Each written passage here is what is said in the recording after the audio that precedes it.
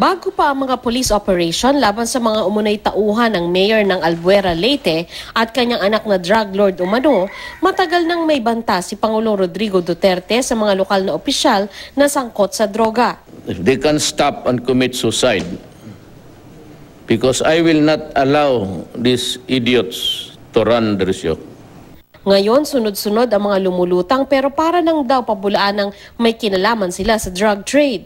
Kasunod yan ang pinakahuling banta ng gobyerno na pangalanan ang 27 local government executives na sangkot sa droga.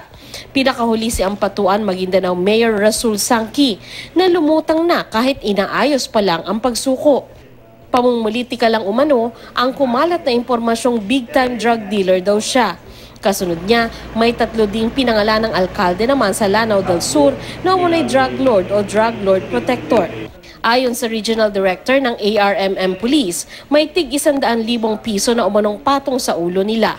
Ang deadline nun, either sumurrender sila or mapatay sila. Pag nakita sila, we presume na armed sila, marami silang tao. So, ganun na mangyayari nun. Baka on-site, babaril lang agad sila.